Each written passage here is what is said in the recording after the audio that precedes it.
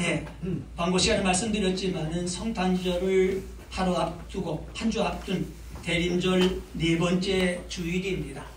우리가 기억할 것은 대림절은 전에 주님이 오신 날을 생각하기보다도 오히려 앞으로 오실 주님을 생각하는, 과거보다는 미래를 준비하는 이러한 신앙의 기간이다 말할 수가 있습니다.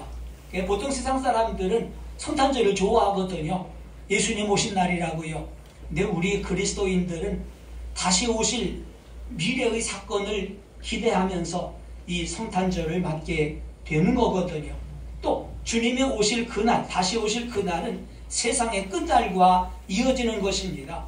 그렇기 때문에 우리는 이 대림절을 맞는, 다시 오실 주님을 기다리는 우리의 신앙 자세가 무엇인가가 대단히 중요하지 않습니까?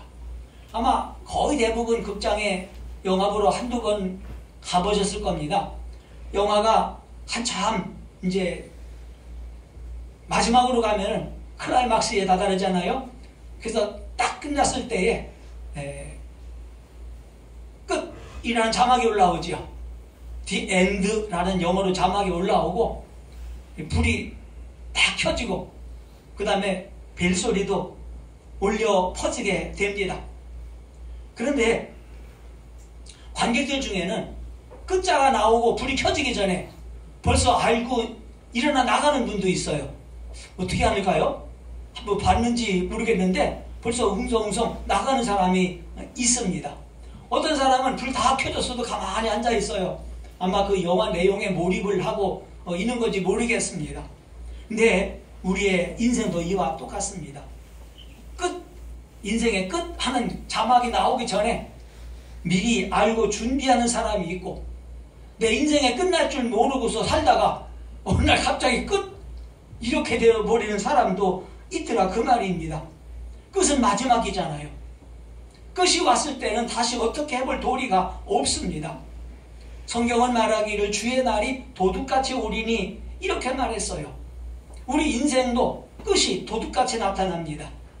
마치 산모퉁이를 돌아서 막 가고 있을 때에 기차 달리는데 모퉁이를 돌아보니까 철로가 딱 끊겨졌습니다. 그리고 절벽이 나타나요. 어떻게 될까요? 만약에 기관사가 이 사실도 모르고 그냥 통상적으로 시속 100km로 막 달리다가 갑자기 커브를 틀었는데 천도 끝 하고 절벽이 나타나면 거기서 브레이크 밟아봐도 소용없습니다. 그대로 절벽 밑으로 곤두박질하고 마는 것입니다. 오늘 우리에게 주어진 이 말씀은 우리의 인생도 끝날이 있으니 미리 브레이크를 밟으라고 하는 경고입니다. 죄의 삶에서 떠나라, 내리라고 하는 신호입니다. 이제 우리 속도 조금 늦출 때가 됐어요. 연세 드신 어르신들만이 아닙니다. 젊은 사람도 인생의 끝이 오더라고요. 아픈 사람만이 아닙니다. 멀쩡하고 건강한 사람도 인생의 끝이 있다고요. 며칠 전에 우리 쌍문이동 목사님들과 함께 저녁 식사를 같이 했습니다. 저희들도 코로나 때문에 교동협의회를 못 모였다가 오랜만에 한 3년 만에 식사를 했는데 거기서 김재방 목사님이 저를 보고 그래요. 우리 교단에, 그쪽 교단에 목사님이 어느 날 갑자기 죽었대요. 코로나로요. 그러면서 총회장을 지낸 분인데 이름이 생각이 안 난대. 뚱뚱하게 생겼고 땅따라게 생겼고 교회는 한 3,000명 큰 교회를 하는 분인데 뭐잖아? 자꾸 그래요. 그래서 내가 장혁은 목사 그랬더니 어이 황 목사님 장혁은 목사 어떻게 알아요? 그래. 잘 알지. 나랑 같이 구역공감 만들고 하셨던 분인데 근데 이분이 어느 날 그냥 뭐 지병이 특별한 지병이 있는 것도 아닌데 코로나 걸렸어요. 그리고 코로나 걸렸는데 거기서 일어나지 못하고 세상을 떠났다고 그래요. 얼마나 황당할까요? 늘 어떤 지병이 있어서 위험하다. 그러면 준비도 하고 뭐 떠날 준비를 하고 있겠지만 전혀 준비가 안 된 상황 속에서 교회에서도 후임자도 생각하지 않았고 그냥 목회를 잘하고 있었는데 어느 날 갑자기 인생의 끝이 났습니다. 물론 나이는 저보다 한 살 더 많습니다. 이게 우리의 인생이거든요. 그렇기 때문에 우리는 이 끝을 준비하지 않으면 안 됩니다. 주님의 재림을 준비한다는 것은 곧 인생의 끝날이 개인적으로 오건 세상의 종말이 오건 준비해야 된다는 거거든요. 그러면 우리가 무엇을 어떻게 준비해야 될까요? 먼저 지금까지 살아온 날들을 뒤돌아보며 회개하여야 합니다. 거기 9절 보세요. 주의 약속은 어떤 이들이 더디다고 생각하는 것 같이 더딘 것이 아니라 오직 주께서는 너희를 대하여 오래 참으사, 그 다음에는요, 아무도 멸망하지 아니하고 다 회개하기에 이르기를 원하시느니라. 오래 참으사 아무도 멸망하지 않고 다 회개하기에 이르기를 원하시느니라, 이렇게 말씀하고 있습니다. 하나님이 오래 참으시는 이유가 있다고 말하고 있죠. 아무도 멸망하지 아니하고 다 회개하기에 이르기를 원하기 때문입니다. 그러나 주의 날은 반드시 옵니다. 아무도 예측할 수 없게 10절에 말한 것처럼 주의 날이 도둑같이 오게 됩니다. 도로 끝이라는 신호는 떨어져 죽으라는 신호가 아닙니다. 길이 없으니 돌아가라는 신호입니다. 회개가 뭡니까? 회개는 방향을 바꾸는 것입니다. 회개는 돌아서는 일입니다. 주님의 재림은 2000년 전부터 늘 임박하다고 이렇게 말했습니다. 근데 지금까지 2000년 동안 연기된 이유가 뭐라고 그랬어요? 우리가 회개하기를 기다렸다고 말하고 있거든요. 그렇기 때문에 먼저 우리는 죄의 길에서 돌아서야만 됩니다. 요한일서 3장 4절에 죄는 불법이라고 그랬어요. 불법이 뭡니까? 법대로 살지 않은 겁니다. 간단해요. 하나님이 하지 말라는 걸 하면 이게 불법이고, 하나님이 하라는 것을 안 하면 이게 불법입니다. 죄는 바로 이것입니다. 하나님이 금하신 거 하지 말라는 것은 어떤 일이 있어도 하지 않아야 되는데 이걸 하면 죄가 되는 거지요. 하나님께서 아담과 하와에게 에덴 동산에서 모든 열매는 다 먹지만 중앙에 있는 선악을 알게 한 나무 열매는 먹지 말라 명령하셨습니다. 그러면 안 먹어야 되거든요. 아무리 먹고 싶어도 누가 꼬드겨도 먹지 않아야 되는데 그만 이걸 대수롭지 않게 여기고 다 먹었습니다. 먹고 아담까지 줬고 아담도 그냥 받아 먹었습니다. 그렇기 때문에 아담과 하와는 죄의 표상이 되고 만 것입니다. 살인하지 말라. 그렇기 때문에 아무리 꼴보기 싫은 사람이 있고 아무리 죽이고 싶은 사람이 있어도 사람 죽이면 안 됩니다. 우상 숭배하지 마라, 도둑질하지 마라, 간음하지 마라, 이렇게 말했거든요. 하나님께서 하지 말라고 하는 것을 안 하는 것입니다. 그러니까 하지 말라는데 했으면 이것이 죄입니다. 또 한 가지는 하나님이 명령하신 거, 이거 해라, 이걸 안 하면 죄가 됩니다. 안식일을 기억하여 거룩하게 지키라고 했으니까 우리는 주일 성수를 해야 되는 것입니다. 원수를 사랑하라고 했으니까 왼수 같은 놈도 사랑해야만 됩니다. 부모를 공경하라고 했으니까 아무리 힘들고 어려워도 핑계대지 말고 부모님을 잘 섬겨야 됩니다. 그렇지 않으면 이것이 죄거든요. 이제 우리가 인생을 살아오면서 지금까지 어떻게 살아왔느냐, 과거를 묻지 않으십니다. 내가 지금부터 방향을 바꾸느냐, 방향을 돌이키느냐, 내가 회개하느냐, 주님은 이것을 귀하게 보십니다. 또 한 가지, 향락의 길에서 돌아서라, 이렇게 말합니다. 향락의 길에서 돌아서라. 노아 시대를 보세요. 하나님은 노아를 통해서 방주를 만들어 놓고 일주일을 더 기다렸습니다. 문을 닫지 않았습니다. 왜? 한 사람이라도 그 방주 안에 돌아오기를 원하고 있었어요. 근데 사람들이 안 돌아왔습니다. 왜 그랬습니까? 이 사람들은 먹고 마시고 장가가고 시집가는 데만 정신이 팔렸습니다. 인자의 때도 그럴 거라고 주님은 말씀하셨어요. 먹고 마시고 장가가고 시집가는 게 문제는 아니에요. 다 사람이 그렇게 살지 않습니까? 근데 거기에 정신 팔려서 세상 종말이 오는 것도 알지 못하고 살면 이것이 문제입니다. 누가복음 14장에 보면은 큰 잔치의 비유가 있어요. 왕이 아들 결혼식인가 봐요. 준비를 했습니다. 그리고 청한 사람들을 다 오라고 초청을 했습니다. 근데 오지 않았습니다. 왜 안 왔어요? 어떤 사람은 밭을 샀어요. 어떤 사람은 소를 샀어요. 어떤 사람은 장가하기 때문이라고 이렇게 말합니다. 아니, 밭을 사고 소를 사면 안 되나요? 문제가 없습니다. 장가가고 시집가는 것이 문제인가요? 문제가 아닙니다. 그것 때문에 왕의 초청을 거절한 것이 문제가 되는 겁니다. 이건 곧 세상 중심의 생활을 말하고 향락 중심의 생활을 말하고 있는 것입니다. 내가 누구를 위해 사느냐? 내 즐거움, 내 만족만을 위해 산다고 그러면 이것은 잘 살고 있는 것은 아닙니다. 향락의 길에서 돌아서야 됩니다. 또 한 가지 나태의 길에서 돌아서야 됩니다. 도로 끝이라는 신호를 보고서도 끝하면 바로 없어지는 거 아니잖아요. 조금 더 가면 되겠지. 조금 더 가면 되겠지. 그러니까 조금 더 있다가 내리자. 조금 더 가자. 걸어가야 되니까. 이렇게 생각하다 보면은 그만 정말 도로 끝이 나오게 되고 절벽에 떨어져 버리고 마는 것입니다. 예수 믿자. 교회 가자 그러면 뭐라 그래요? 갈 거래요. 조금 이따 가겠다고 그래요. 조금 이따 예수 믿겠다고 그래요. 전에 우리 셋째 형님이 늘 그랬어요. 자기는 지금 예수 믿을 수가 없대요. 지금 교회 나가면 안 된대요. 왜냐고 했더니 장사를 하는데 거짓말 조금 해야 되니까. 그쵸?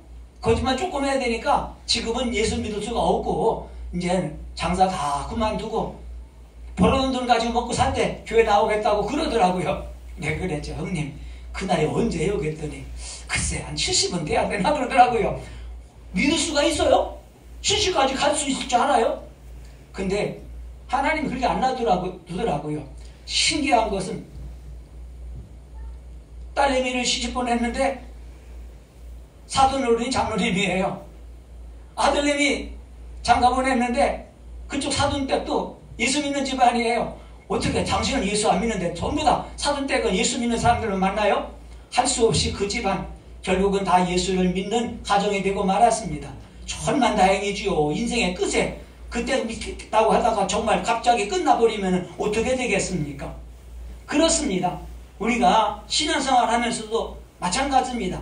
조금 이따 교회 가자, 조금 이따 예수 믿다 그러다 보면은 지옥의 절벽으로 떨어져 버리고 맙니다. 주일 아침에도 조금만 더 자고 가자, 조금 더 이따 가자 하다 보면은 그날 주일 예배 빠져버리고 말잖아요. 성경을 읽어야 되겠다. 새해에는 다짐을 했는데 마침 재밌는 드라마가 나와요. 이 드라마 보고 읽어야지 하고 드라마 다 보고 나면 졸려. 이제 자고 내일 읽어야지. 이렇게 돼버리고 만단 말입니다. 새벽기도 해야 되는 걸 알지만은 이번 주는 바쁘니까 다음 주부터 시작하자 하다 보면 어느새 돌이킬 수 없는 절벽에 다다르고 맙니다. 어떤 분이 그러더라고요. 마귀의 전략이 있는데 그 마귀의 이름이 차차마귀래요.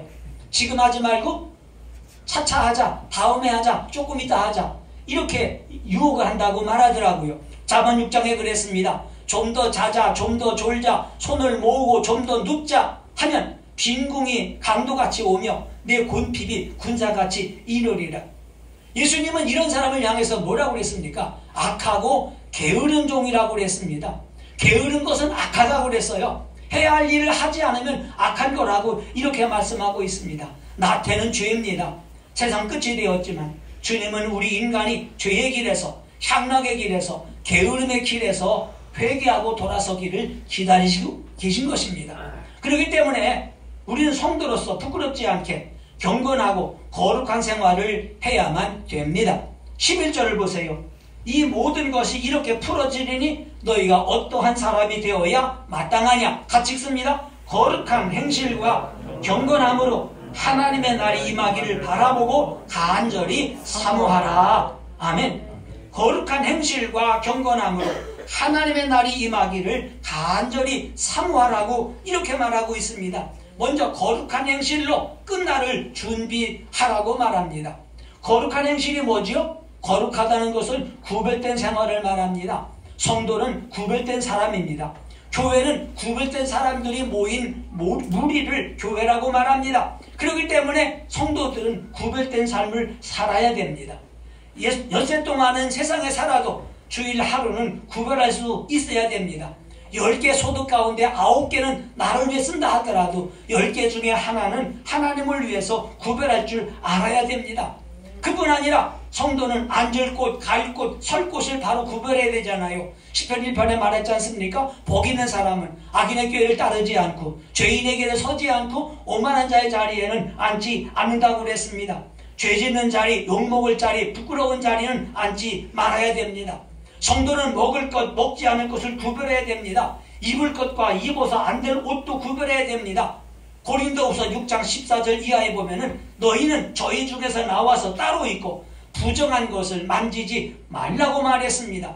멸망당할 사람들과 함께 붙어 있다가 같이 멸망당할 수 있기 때문입니다. 둘째로 경건한 생활로 준비를 해야만 됩니다. 야고보 1장 27절에 하나님 앞에 정결하고 더러움이 없는 경건이 뭐라고 하는지 아십니까? 하나님 앞에서 정결하고 더러움이 없는 경건은 첫째, 고아와 과부를 환난 중에서 돌아보고, 둘째, 자기를 지켜 세속에 물들지 않는 것이라고 그랬습니다. 진정한 경건된 삶은 뭐냐? 어렵고 외로운 사람을 도와주는 사랑의 실천이 곧 경건한 삶입니다. 함께 썩어가지 않고 신앙의 순수성을 지키는 것이 경건한 생활이거든요. 소금은 썩지 않지요. 우리 음식물 식품 가운데서 보존기간이 안 정해진 게 몇 가지가 있어요. 그 중에 하나가 소금입니다. 소금은 사서 몇 년 동안 먹을 수가 있어요? 한 10년 먹고 남는 건 버려야 되나요? 그렇지 않습니다. 소금, 설탕, 꿀, 또 있나 모르겠네요. 이것은 보존기간이 없습니다. 특별히 소금은 아무리 오래 두어도 썩지 않습니다. 오히려 오래 지날수록 간수가 빠져서 더 좋은 소금이 되거든요. 성도는 세상의 소금입니다. 세상이 다 썩어져 간다 하더라도 성도까지 썩어질 수는 없는 거거든요. 그렇기 때문에 우리는 세속에 물들지 않아야 됩니다. 특별히 환난당하고 있는 어려운 속에 있는 이들을 돌보는 것입니다. 저희들이 해마다 연말에 이렇게 사랑의 쌀 헌금을 한 이유가 뭐죠? 우리도 넉넉하지는 못하지만 우리보다 더 어렵게 살고 있는 그런 분들이 의외로 많다는 것입니다. 우리가 작은 힘을 모아지면 그것이 그 사람들에게는 큰 힘이 되고 격려가 되기 때문인 것입니다.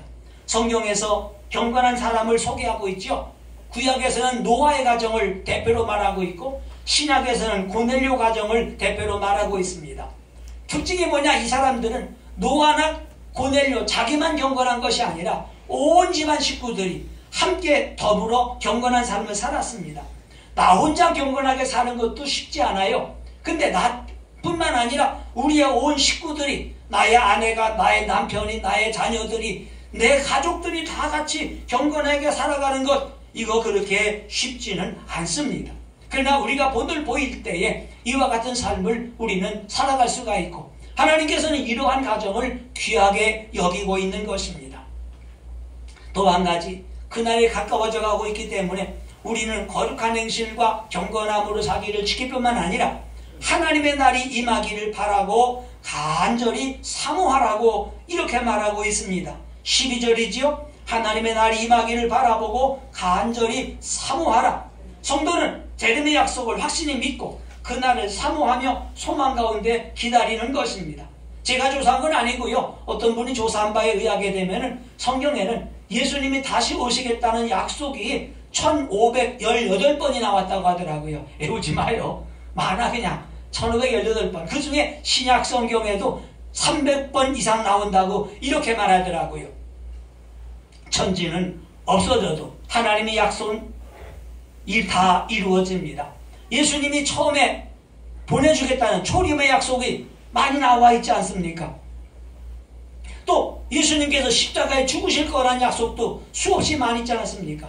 죽었다가 끝나는 게 아니라 다시 살아나겠다는 부활의 약속도, 초림의 약속, 그 다음에 죽음의 약속, 부활의 약속, 이게 다 이미 이루어졌잖아요.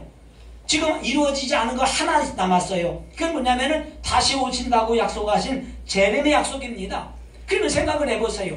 예수님께서 이 땅에 초림 오시겠다는 약속도, 십자가에 죽을 거라는 약속도, 그 다음에 부활할 거라는 약속도 다 이루어졌는데 다시 오겠다는 약속은 안 이루어지겠습니까? 그것은 못하겠습니까? 그럴 수가 없는 것입니다.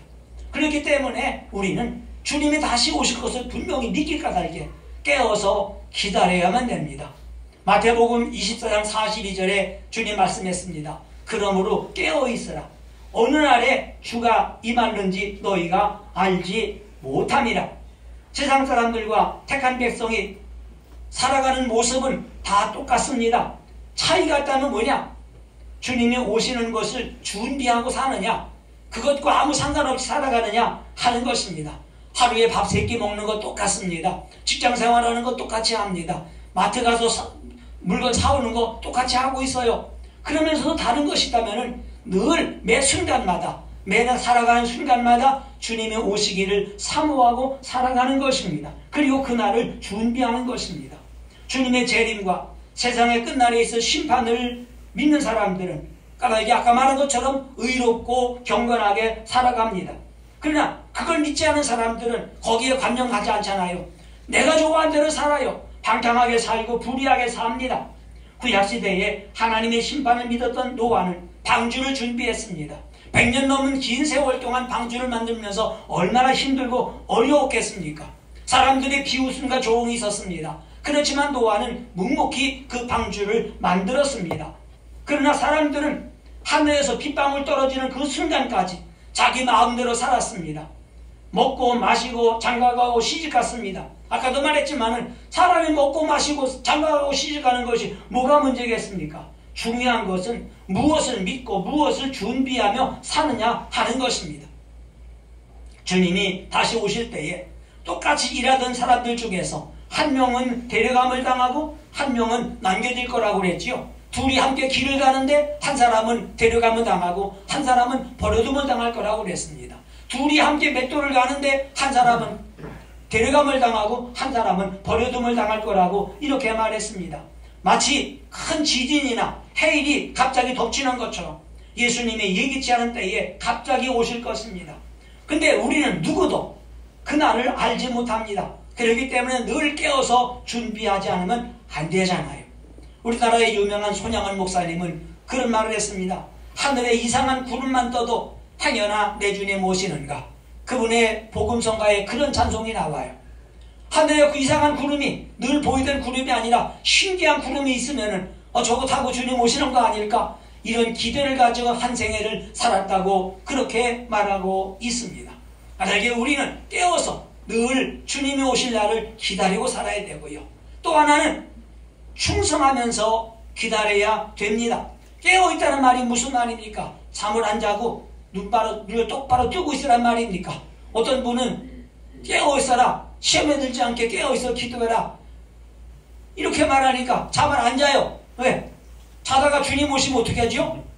그러면 자고 깨보니까 옆에 있던 남편은 들려갔는데 나는 여기 가만히 잠자고 있으면 얼마나 황당하겠어요. 그래서 그게 무서워서 잠을 못 자는 사람도 있는지 모르겠어요. 그러나 여기서 깨어있으라는 말은 그런 의미가 아니잖아요. 어느 날 주님이 임할지 알지 못하기 때문에 생각지 않은 때에 오실 수 있기 때문에 주님이 언제 오시든 상관없이 그날을 기다리며 주님 맡겨진 그 일에 충성을 다하는 사람이라고 말하고 있습니다. 옛날에 쓴 책 가운데 그런 얘기가 있습니다. 비 오는 날 잠잘 자는 사람이라는 이야기입니다. 어떤 농부가 모슴을 한 사람을 이제 구하고 있었습니다. 일손이 모자라기 때문에 쉽지 않았어요. 근데 어느 날 체격도 좋고 일 잘하게 생긴 사람이 찾아왔습니다. 그래서 주인이 물어봤어요. 자네는 뭘 잘하는가? 그랬더니 이 사람이 하는 얘기가 나는 비바람 치는 날 잠을 잘 잡니다 그러더래요. 빌어먹을 놈. 꼭 생긴 거하고 똑같다. 아니 비바람 치는 날 잠을 자야 돼요? 나가서 일을 해야 돼요? 근데 자기는 특기가 뭐냐면은 비바람 치는 날 잠 잘 자는 거래요. 근데 어떡하겠습니까? 사람이 없으니까 그냥 그 사람을 고용을 했습니다. 근데 의외로 생긴 것보다는 일을 잘해요. 부지런히 잘해요. 근데 여름날 밤중에 갑자기 천둥번개가 치면서 소나기가 쏟아지기 시작을 합니다. 걱정이 났습니다. 이거 무슨 뭐하고 있는가 하고 사람방에 가보니까 그 사람 특기가 뭐라고 했어요? 이런 날 잠 잘 자는 거라고 했잖아요. 정말 코를 드렁드렁 골고 있어요. 아이고 말한 그대로구나 하도 기가 막혀서 그렇다고 깨우기는 좀 민망해서 밖에 나갔습니다. 밖에 나가보니까 모든 준비가 다 끝나 있습니다. 어디 하나 허튼 곳이 없어요. 묶어놓을 거 다 묶어놓고 매놓을 걸 매놓고 또랑칠 거 또랑 쳐놓고 정말 비가 와도 아무 이상이 없도록 준비가 되어 있어요. 그러니까 맘 놓고 잠을 자고 있잖아요. 그제서야 주인은 이 청년이 처음에 왔을 때 한 이야기, 비바람 치는 날 잠 잘 잔다는 말이 무슨 말인지를 알았습니다. 언제 갑자기 비가 올 줄 모르기 때문에 언제나 저녁이 되면은 모든 준비를 깨끗하게 해놓고 잠을 잤기 때문에 아무리 비바람 쳐도 잠을 잘 수가 있었습니다. 여러분, 우리의 삶이 그랬으면 좋겠습니다. 보라 주님이다. 그때 비로소 허둥지둥하면서 기름 준비하고 뛰어다니고 하다 보면은 그만 기회를 놓쳐버리고 맙니다. 아직 그런 소식이 들려오기 전에, 그러나 그날이 임박해져 갈 때에 우리는 우리에게 맡겨진 일을 잘 감당해 나가야 됩니다. 왜냐하면 주님 말했습니다. 주님 맡겨진 권세를 가지고 충성되고 지혜 있는 청지기가 되라고 말하면서 주인이 올 때에 그 종이 그렇게 하는 것을 보면 복이 있을 거라고 그랬습니다. 그렇습니다. 주님은 꼭 오실 겁니다. 그리고 오시면 청지기인 종인 우리들에게 결산해보자 이렇게 말씀을 하실 겁니다. 마태복음 25장에 그렇게 말했어요. 오랜 후에 그 종들의 주인이 돌아와 그들과 결산할세 이렇게 말합니다. 우리는 청지기입니다. 재물이 많이 갔다고 자랑하지 마시기 바랍니다. 남보다 특별한 재능이 있다고 자랑하지 마시기 바랍니다. 은사를 많이 받았다 자랑하지 마시기 바랍니다. 이 모든 것은 하나님이 우리에게 맡겨준 귀한 청지기의 사명을 감당하도록 맡겨주신 것입니다. 주님께서 결산할 때가 있습니다. 맡기신 재물, 맡기신 재능, 은사, 시간 어디다 썼는지 얼마나 남겼는지 주님은 결산해보자고 하실 것입니다. 오늘 말씀을 마치겠습니다. 우리는 주님이 다시 오실 그날을 기다리며 소망하는 사람들입니다. 어느 날 갑자기 우리 앞길에 끝날이라고 하는 표지가 보일 것입니다. 지금 여러가지 징조가 우리 앞에 나타나고 있는 시기입니다. 신랑을 맞이할 신부가 곱게 단장하고 기름을 준비한 것처럼 우리들도 끝날 오실 주님을 맞이하기 위해서 준비하고 기다리십시다. 이제 조용히 그날을 기다릴 때에 주님 오실 것입니다. 그리고 우리는 당황하지 않고 아멘 주 예수여 어서 오시옵소서 우리는 기쁨으로 그분을 맞이할 수가 있을 것입니다. 기도하겠습니다. 고마우신 하나님 아버지, 은혜와 사랑을 진심으로 감사합니다. 점점 그날이 가까워져가는 걸 봄에도 불구하고 우리는 아무 생각 없이 살고 있는 것은 아닌지요. 우리 자신을 돌아보며 주님 오셨을 때 부끄럽지 않은 모습으로 서기를 원합니다. 그날이 갑자기 오는 것이 아니라 이제 그날이 우리 앞에 예고되어 있사오니 이제 그날을 바라보면서 하나하나 준비하고 주님 오실 그날을 맞이할 수 있는 저희들 신앙 준비가 바로 설 수 있도록 도와주시옵소서. 주님께서 우리의 인생을 지켜주시옵소서. 예수님의 귀하신 이름으로 기도드립니다. 아멘.